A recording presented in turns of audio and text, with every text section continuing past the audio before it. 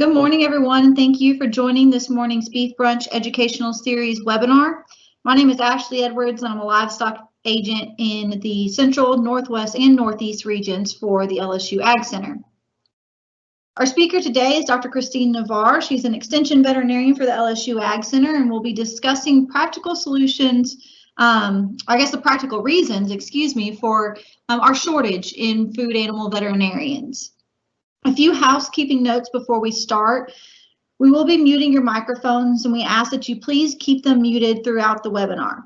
If you are joining us online via the Teams app or link, you can enter your questions into the Q&A box at any time during the presentation.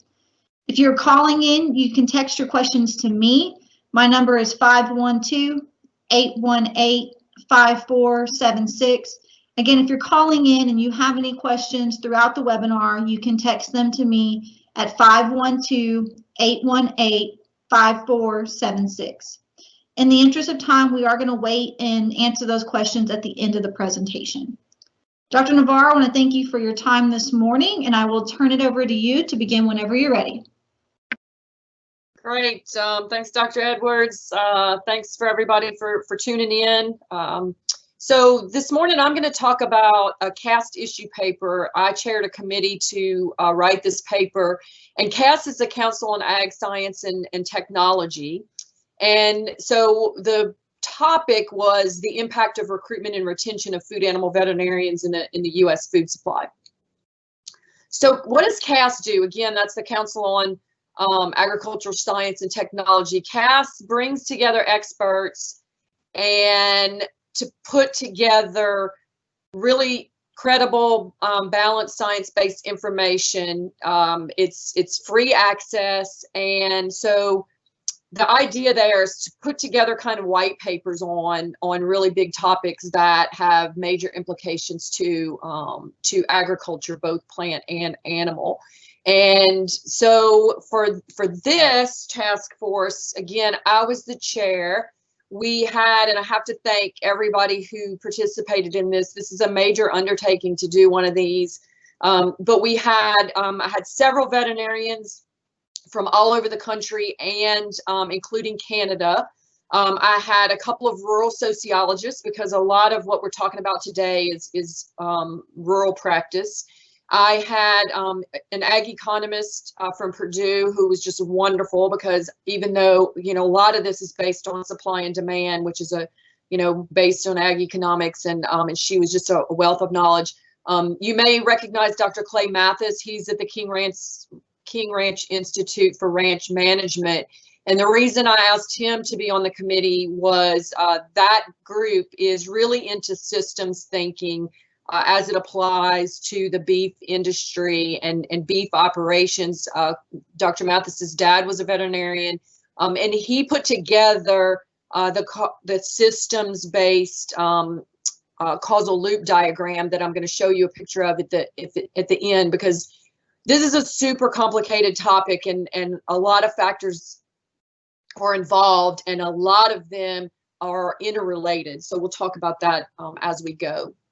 So why does this matter? Food animal veterinarians are important in safeguarding livestock, poultry, and aquatic food animal health and welfare all along the farm to fork continuum, and it ensures the financial stability of producers. We help ensure global food security.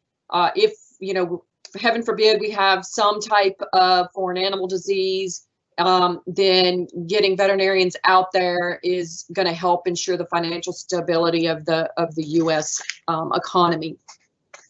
So as a veterinarians, we all take an oath when we graduate and get sent out into the world. And if I'm sitting on an airplane next to somebody and they say, well, what do you do for a living? Most of the time I don't actually admit that I'm a veterinarian, because what are they going to assume? They're going to assume that I work on dogs and cats, and they're going to start to tell me about their dog, which I really don't want to hear about. I love my own dogs, but I don't want to work on other people's dogs. So a lot of people, just like they don't understand, the general public doesn't understand agriculture they don't understand food animal veterinarians because it's not something that they run across.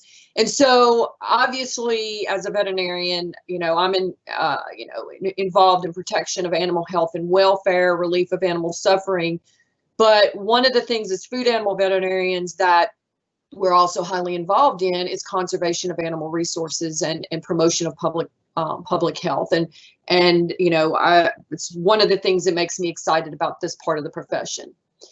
So when people use the shortage term, and we're going to talk about why I don't like that term, but we need to talk about all the different types of practices that veterinarians are involved in, because there's a lot of overlap. So somebody says large animal vet, that means different things to different people. That might be cattle and horses. That might be, there's mixed practitioners, there's food animal veterinarians. What does that mean? There's, only beef food animal veterinarians. So again, we're going to break it down. There's private practitioners, which most people are familiar with. So there are food animal exclusive veterinarians out there.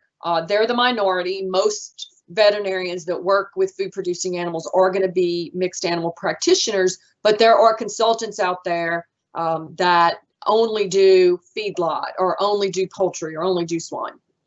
And then there's public practice, which is also very important. Those are the people that work for USDA, they're food inspectors, they work for FDA, CDC. We have a lot of veterinarians in the armed services, myself in academia, industry, so working for pharmaceuticals, all of that. So the question that the committee decided to really tackle, and this was kind of what focused our direction, was why is it difficult to recruit and retain food animal veterinarians? And I will tell you that we're going to talk mostly about rural practitioners. And because when it comes down to it, recruiting for an exclusive feedlot practice, there's a lot of perks to those jobs, and it's not as difficult. And we'll talk about why, recruiting people to rural communities is really important. So it is a supply and demand problem. And where are we now? The problem with that question is, if we look at, are we in a quote shortage? Do we have too many veterinarians? Are they maldistributed? When you do the research to answer that question and you get the research compiled and out there, a lot of times it's already outdated. So we need, in parts of the people in the industry are working on more real-time metrics to figure out what we can do. Now, the other problem there is the answers to that are not easily fixed, because if I need more veterinarians today, it takes me a while to get those veterinarians. Now, what is a shortage? So most people, when they say there's a shortage of large animal vets, they're usually talking about rural communities. And the problem with the term shortage is it implies not enough people. So it implies that, well, I have a shortage of vets. So that means if I train more vets, then it will fix the problem. And unfortunately, we've seen that it is much more complicated than that. So this shortage issue has been used to justify changes, and whether you agree with that or not, it's a fact. And so we have more veterinary schools, we have increased class sizes, and then sometimes we have proposed changes to the Veterinary Practice Act. So people say, well, I can't get a veterinarian to do this. It's part of a Veterinary Practice Act, which means by law it has to be performed by a veterinarian. They try to open up those practice acts and then let lay people do things. And we'll talk about the pros and cons to that. So, again, the question is, does training more people actually fix this problem? So we have to talk about demand before we talk about supply. So most of the conversations around this talk about supply, training more veterinary students, recruiting more rural students.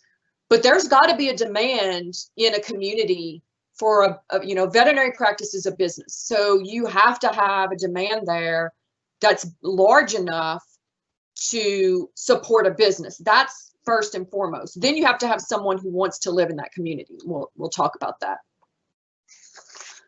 So there was a recent survey in a magazine called Bovine Veterinarian, where they asked the key opinion leaders in the veterinary profession to kind of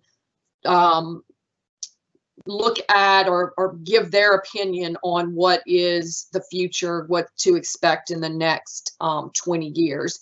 And most of those experts recognize that there is going to be continued consolidation and vertical integration of animal agriculture. If you look at beef, cow, calf, which is very little of it is integrated, versus poultry, which is very highly integrated, there's a big difference in there. But I think we can all agree that the beef industry is becoming more integrated, and that's a different subject, whether you like that or not. But from a veterinary standpoint, that integration means that we're probably going to need less veterinarians. And those veterinarians are going to have different skills, are going to offer different services. Some of the other things that impact demand, fluctuations in farm profitability, really we understand as veterinarians that, this in most cases is also a business. And so we can't price ourselves, so high that, you can't use our services. But we also have to be better at proving to you why you should use our services. So that value proposition is a two-way street. A client has to really appreciate what their veterinarian can offer. If all you want is an emergency every couple of years, you're not going to have a veterinarian. I can tell you that, when you first graduate from vet school, doing your first C-section on a cow is really exciting. Doing your first calf pulls are really exciting. But after a couple of those, that's hard work. That's not why most of us are still in being food animal veterinarians. It's not that day-to-day sick cow work. Our passion is preventive medicine. Our passion is helping you not have sick animals. And that is going to be more profitable for you. But we're not always really good at explaining those services and giving you that value proposition. And when you see some of the practice acts being opened and things that you might think I want a layperson to do this because they might be cheaper, and maybe I can't get a veterinarian. But again, that veterinarian has to make a living. The Practice Act is there to protect you from malpractice. So as a veterinarian, if I go out and I do a bad job, you can call the veterinary board and put in a complaint to me. When you have lay people doing these practices, there is nobody to complain to if there's a bad actor out there. So if you look at the expenditures, I think a lot of times producers only think of veterinarians as a cost. And again, we have to be better at showing you why we can hopefully make you money. But veterinary medicine is about 4% of those total costs. By and large, feed. And we need to figure out how to feed cattle more appropriately when we start looking at what are we going to not necessarily cut back on, because properly feeding is the most important thing you're going to do, but we have to do it cost effectively. So from a public practice standpoint, we have this societal perception. So COVID-19 has really brought to light some of our real problems in public health, and that all of a sudden we want people to be out there fixing this problem, and yet we have eroded those systems because of funding for years and years. So you can't just ramp up vaccine production very easily, although we've seen an amazing job at that. You can't just train new researchers overnight. You've got to, and there's a fine line to that. You don't want to, waste that money, but You know, there's the perception of what we need versus the funding challenges, and those are real. We also have, you know, some what I'll call backyard food animals. So, you know, a lot of people have a few chickens around and they don't necessarily think of those as food animals, but they are legally a food animal, and those might potentially have diseases that can then be a risk to our commercial poultry industry. And finding a veterinarian to work on those backyard poultry is really, really difficult. So that is a public health service. We need veterinarians. Again, first of all, they have to be willing to offer that service. And we have to realize that when we talk about rural mixed practices, you are competing with dog and cat owners who are willing to spend a lot of money on their pets. So some of the demand solutions, again, we have to be better at educating you and the public about veterinarians, making sure, you know, we help you understand why prevention is better, and how we can help that, how we can integrate nutrition and health and all the things that you think about on a daily basis. And then getting the public to understand the importance of One Health and how veterinarians are involved with that. We do need to have resources for non-food animal veterinarians to understand animal ag. You know, we train a lot of veterinarians, and those veterinarians are coming from the general public, which means on average, 1% of those veterinarians are gonna have a basic knowledge of agriculture. So we have to make sure that we keep those, but also that we educate those that have no idea about farm animals, making sure that they don't have the same misconceptions about animal agriculture as the general public does. We've got to have, you know, this is an international business. The beef industry is international, and veterinarians can take advantage of some international opportunities. We also have to really think about our partnerships with wildlife, because that wildlife interface is hugely important for disease transmission. So now on to supply, which is really where most of the research is. But again, I don't want to minimize the demand, because for a business, a veterinary business, to offer large animal services, to have inventory that doesn't go bad and they've lost all that money because they don't have enough clients, to have the equipment, to have the labor to back your practice up, and that you have to have enough clients to make that work from a business standpoint. So for an adequate supply, we have to recruit, we have to train, and then we have to retain. And many of the factors that influence recruitment also influence retention. When we looked at putting this paper together, we originally had them split, but we realized that there's really quite a bit of overlap, so we lumped them together. So going forward, we will kind of talk about these together, and then we'll talk about training at the end. So student debt. Student debt is the biggest issue facing the entire profession.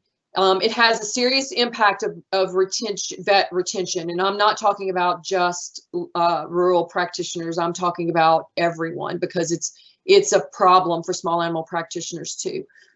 You look at the student debt to income ratio. A healthy debt to income ratio is 1-to-1. So if I'm going to get a job, my starting salary is $100,000, then I can healthily service $100,000 in debt. Well, right now, the debt to income ratio on average for the veterinary profession is 2.3-to-1. So if the average starting salary is $70,000 to $80,000, the debt is approaching $200,000. That is unsustainable. Now, food animal graduates entering food animal exclusive, I'm not talking about most of the practices you're familiar with. I'm talking about Feedlot Health, which employs consulting veterinarians all over the US and Canada. All they do is consulting, all they do is feedlots. They have they have higher salaries, they have good working conditions, but there are few of those jobs, and you've got to be really on your game to get offered a job with that group. When you look at rural practice, the salaries are low. The debt is still high. Now, the living cost of living is usually lower, but you still have that debt to service, and it's just a major impact on getting veterinarians to stay in the profession. I think we can still recruit young people because they don't think about the debt necessarily until they have to start paying it off, even though we talk about it. So some of the debt solutions, most of them are largely after the fact, and they are tied to rural practice. And this is good. The Veterinary Medical Loan Repayment Program, there are state programs, but what we don't know, because these are federal and state funds, so these are things that we are paying for, but we don't know the long-term impact of the retention. So if let's say that the northeast corner of Louisiana is an underserved area, and that is, under that program, the VMLR-MP program. Okay, I'm going to give a veterinarian $25,000 in debt relief for 3 years to stay in that area. Once that 3 years is up, we don't know how many of those veterinarians actually stay there. And there's conflicting results. And we not only looked at the veterinary literature when we read this, but the reason I wanted some rural sociologists on this was because they look at what happens on the human side. This is not just a problem for veterinarians. This is a problem recruiting physicians, dentists, clergy, all of those things. So if you look at healthcare workers, short-term retention was high, but long-term retention is actually not very good. In the short term for the Veterinary Medical Loan Repayment Program, it looks like the retention is high, but again, we need to know, is it really working long-term to determine, do we need to continue to fund that program? The elephant in the room is, how do we decrease the actual debt load at graduation? And this is not just a problem from a veterinary school standpoint, but law school, med school, they've all increased costs. Overall tuition has increased. One of the hypotheses, so the average debt load is actually decreasing. But the reason for that is thought to be that more students of means are applying to veterinary school, meaning their parents are able to help them pay for veterinary school. That is not necessarily a good thing for recruiting rural students. It has definite diversity implications. So part of the problem is just rural life. Again, this is a problem not just for veterinarians, but other professions, is, the lack of social and cultural opportunities, problems finding work for significant others is a big one.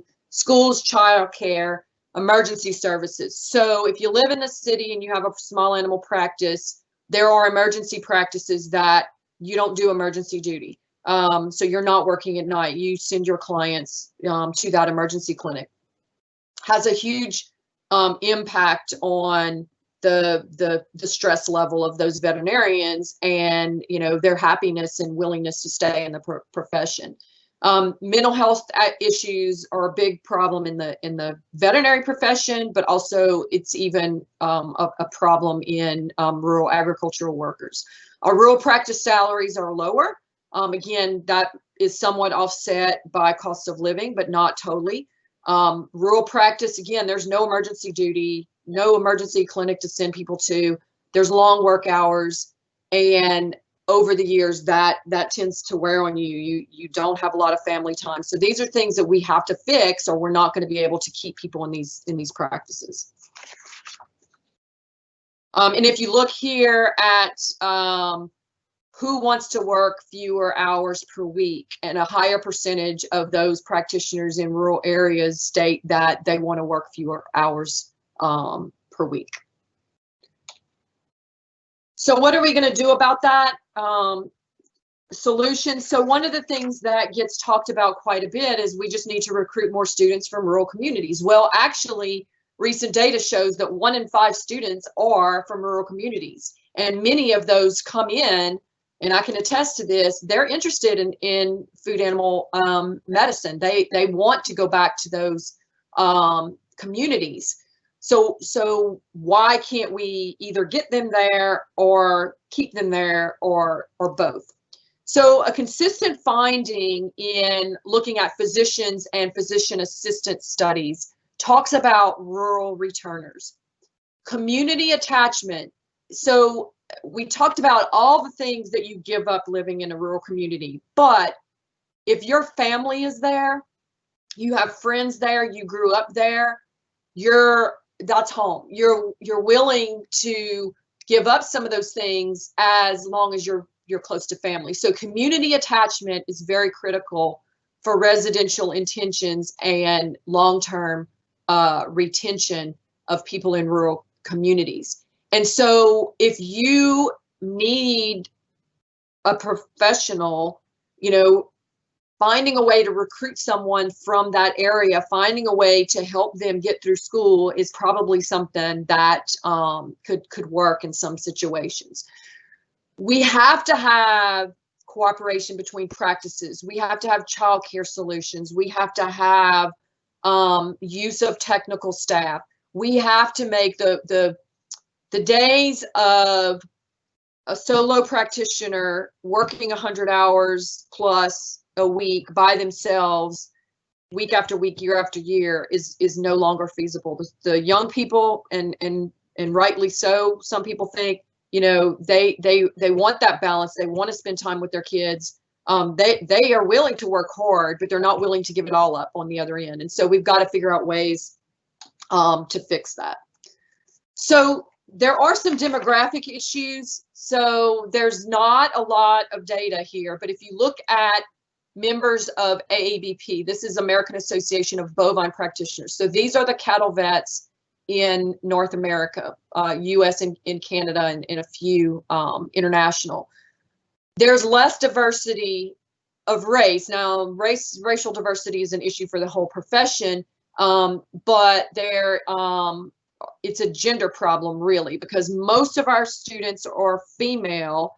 Most of the veterinarians out there in the general population are female, but when you look at AABP members, bovine practitioners, which are likely rural mixed practitioners, we don't have a lot of women. Now, I know, right, as I said this, a lot of you are speculating why that is, but I'm going to tell you, we do not know why that is. Is there some discrimination? Yes, but I can tell you, I've rarely felt discriminated against as a woman, either by veterinarians or the producers I work with. Is it a choice? I personally believe, this is my opinion, I have nothing to back this up, is that this is a choice. Men are more likely to have positive attitudes towards rural life than women. That's in general, not veterinarians. So there's research to back that up. Is it generational? So we not only have more women in the profession, but they're a different generation. So how do you separate out? Is it just all young people that are not willing to go to those rural areas, and it wouldn't matter if they were men or women, or they're both together? So we need more data to understand the why, because eventually those male practitioners are retiring and they're being replaced by females, because that is really the only choice. It's not the only choice, but it is the majority of the choice. So practice attributes, and this is for veterinarians, but it's really important when you think about, your veterinarian as a business, are particularly important to retention. So again, vet students these days, they're very driven, they're very business minded. They want good practice environments. We need sustainable producers, again, that demand modern, up-to-date practices. the days of, having somebody who just, is satisfied with just doing emergency work are gone. That, again, that is not what excites us and makes us stay. We're willing to put up with some of those to do the other things, the preventive medicine, the looking at your operation as a whole, because that's what excites us, and that's what excites young veterinarians, and is going to attract them. Then we have to figure out how to keep that. We want good facilities. We're willing. Yes, we know we're working outside a lot. The conditions aren't always great, but we're willing to give that up if there's some other things. Work-life balance is a kind of a tired term. I don't really like it because I've never found a balance, but you have to have time to prioritize your family at times. And women, at least 10, and I'm generalizing, which I hate to do, but research shows that women have put a higher priority on that family time. And so if we have mostly women coming into the profession, we have to fix those issues. We have to fix the salary issues. So some solutions. Again, we need business models.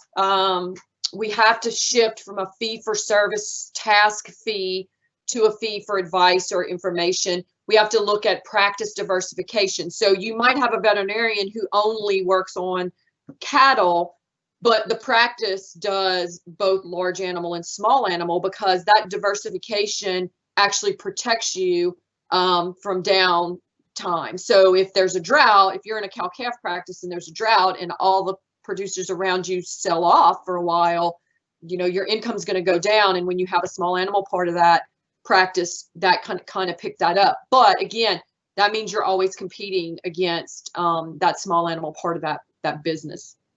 Telehealth is really come into play here lately. Doing office visits over the computer. Consulting veterinarians, feedlot veterinarians have been using telehealth for years and years. They train the feedlot crews to do their own necropsies. They send pictures in. They get data, basically. There's a group of practices in Texas who have basically taken on solving. They needed to recruit young women veterinarians, but childcare was a major problem for them. So they have basically bought a house, hired their own person. They help take care of each other's kids. So they have worked out the childcare issue, at least for their practice, and we need more examples of how to do that. And mentoring is a big part of this. The days of just hiring your new grad and throwing them out in the world. The students don't want that these days, and it's not good for business either. So again, telehealth has really come on. Some of you may have actually had an office visit with your physician over telehealth, but it's something that is going to be used more and more in the future. So the public practice supply, again, we need better awareness of the contributions of veterinarians to public health, academia, research. We need that from the public, we need that from the students, and we need it within the veterinary profession. We need competitive salaries in public practice, and we need help funding postgraduate training, because a lot of these public practice jobs, you have to have school beyond vet school. So think about a student who's already graduating with $200,000 in debt, is now going to delay servicing that debt for 3 years and take on more debt. It's simply very difficult to get people to do that. And so I'm about, the government necessarily not getting in our business, but there are things that if we're careful with our federal funds, these are the things we need to prioritize. So in the paper, we didn't have a magic bullet solution because this is super complicated. And what we did was try to lay out the problems, lay out the issues, and then lay out all of the solutions that have been proposed. And there is not an easy fix. Just recruiting more kids from rural communities, training more of them is not going to fix the problem. We have been doing that now for 20 years. I've been involved in this issue for 20 years, and we tried that and it didn't work long term. So it is a multifactorial problem, but this is just a snapshot. There's a couple pages of strategies and tactics that different groups can look at.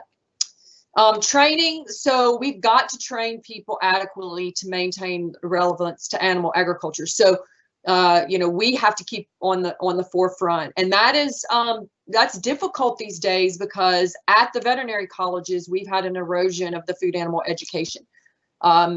It's just a fact, and it's a problem. I believe at LSU, it's a problem at many veterinary schools where the small animal has gotten more attention in the classroom, in the clinics, with equipment, with numbers of faculty, and there's only so much you can do when you don't have enough faculty. And training food animal veterinarians is not necessarily as costly. You don't need a lot of fancy equipment, but you need people, and you need time. And having adequately trained people, if you throw somebody out into the world to do a job and they're not prepared, then they're less likely to stay in their job. They are less likely to be happy and to feel like they're contributing. And so competence is an important component of employability, and employability impacts professional success, satisfaction, well-being, and it impacts retention. So some of the solutions, they're not easy either. Centers of excellence. So doesn't necessarily mean that every vet school has to be experts and train all their students to be experts in feedlots, but we need some of those, and we need to be able to have access to, all students have access to those. But that requires talking about funding across university systems, which is the biggest barrier. Post-DVM training is expensive, so we need extra training. So after I finished vet school, I was in practice for a year, and then I went and did a residency and a master's degree for 3 more years. So I did not start practicing until I was 28, and actually making a living. And I had a lot of debt to pay off. And so it's just, you know, it's a fact that we need to deal with. More and more industries are training their own. And so if you look at the poultry industry is training their vets, or training the other vets. It's not happening necessarily always at universities. So this is just a snapshot of part of our systems-based causal loop diagram. And again, I want to thank Dr. Clay Mathis for agreeing to serve on this committee. He's an extremely busy man. But this was, to me, the highlight of the paper, because in one place you see how many factors there are and how interrelated they are. And so we can't just look at this and have there is no quick fix to this, and it's everybody's problem. So, you know, you can't, if you're a producer out there and you need a veterinarian, there's not one in your community, you need to be part of the solution, as well as, you know, the veterinary schools and the practitioners out there that are already out there.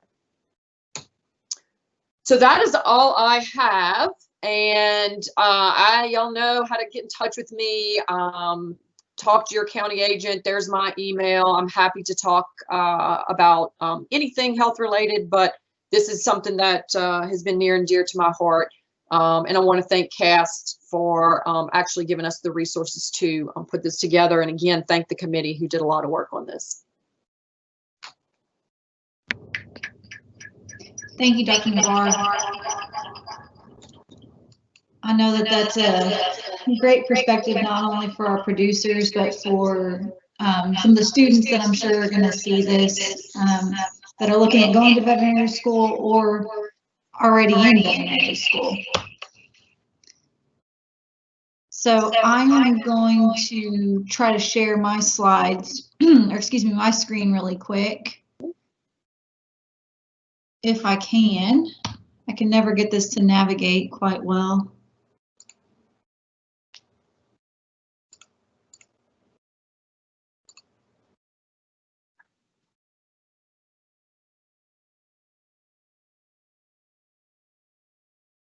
Are you still sharing, Dr. Navarre? Maybe I am. Let me stop sharing. Sorry about that. No, Okay. that's okay. I should be able to Now, use. I should be more proficient in this than I am by now.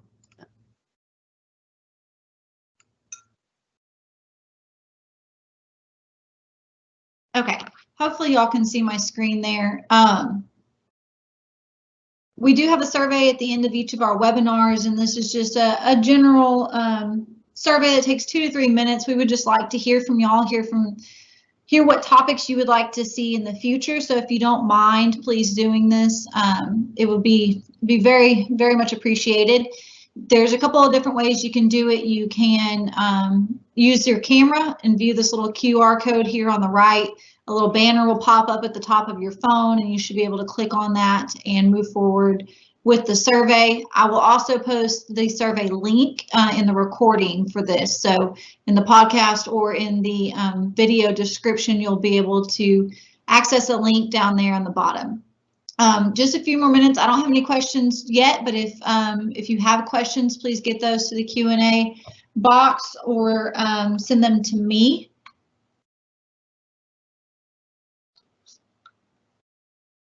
And I am going to go ahead and start to wrap up. If you have questions, again, get them in at the last minute. But we want to thank you all for joining us today in our Beef Brunch webinar this morning. And Dr. Navarre, thank you again for your perspective on this and your time for this presentation.